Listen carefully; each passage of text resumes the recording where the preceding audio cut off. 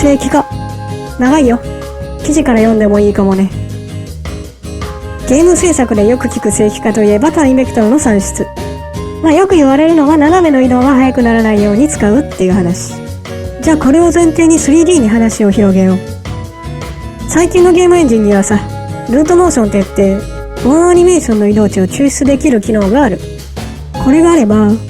ボーンアニメーションと座標移動を個別に実装するのと比べて足の動きと移動が揃わずに滑った見た目になるのを防ぎやすくなる。ところでゲームエンジンにはアニメーションをブレンドする機能があってさ、前に歩くアニメーションと横に歩くアニメーションを混ぜて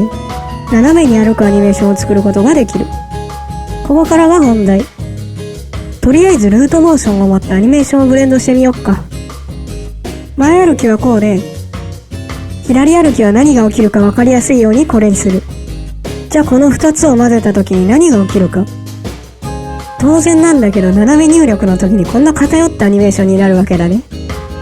おそらくルートモーションっていうのは開発者向けの機能でさ、例えば全ての方向に秒速 1.5 メートルで歩行したいなら、ブレンドに使うアニメーションの移動速度を全部合わせて、でさらに斜め方向4つはそれらを加算した上で入力を正規化みたいな、もうガチガチに調整したものを開発者なら準備できるよねって感じで。でもさ、最近は誰でもアニメーションをアップロードできるようなプラットフォームがあるわけで、いちいちユーザーの方でアニメーションを調整しないと壊れたり、あるいは許可されなかったり、あとはルートモーションが完全に無視されるみたいなことは嫌じゃん。そこで正規化を考える。具体的にどうするかというと、大きく4つのステップに分けれる。じゃあ順番に説明するね。まず移動軸の制限だね。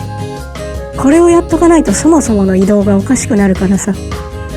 千鳥足とかは再現できなくなるけど、いいよね。不適切だし。じゃあ次、対角差を考える。対角差を考えてルートモーションを割り当てると、歩幅が小さいほど移動値も小さくならないと不自然だよね。移動値を小さくするのはいいんだけど、そうすると対角差がある時に同じアニメーションを使うと速度が揃わないことになるから、体の大きさによってアニメーションの再生速度を変えることで解決する。じゃあ次はルートモーションの移動値による速度調整。もし移動値が単純増加だったなら最終フレームの値を使って正規化すればいいんだけど、こういう進んで戻るみたいなアニメーションが徒競走とかで一瞬有利になっちゃう。だから累計か最大値、どっちがいいかは用途によるかな。あとアニメーションを中断した時の処理にも注意が必要。アニメーションを毎回頭から再生すると今回やろうとしてることの意味がなくなっちゃうからさ、中断値のアニメーション再生値は記憶しておいてね。最後はブレンド。例えば前と左のアニメーションの再生速度がそれぞれ3と1だとしたら、シームレスにするためには斜めの再生速度を2にしたい。でも再生速度が変わると移動速度も変わるからさ、どうにかして移動値を補正する必要がある。アニメーションを増幅するとか、腰より下。今回はブレンドするそれぞれのアニメーションのルートボーンの動きだけを増幅した。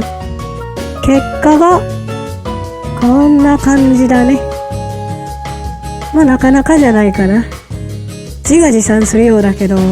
ルートモーション付きで他アニメーションをカスタマイズさせるときはこれをデファクトスタンダードにしてほしいね。はい、お疲れ。ソースコードはね、今回はオープンソースの Godot っていうゲームエンジンを使ったんだけど、だいぶエンジン自体を改造しちゃってさ、プロリクは送ってるんだけど、マージされたらまた共有したいね。ユニティでもできるんじゃない？知らないけど。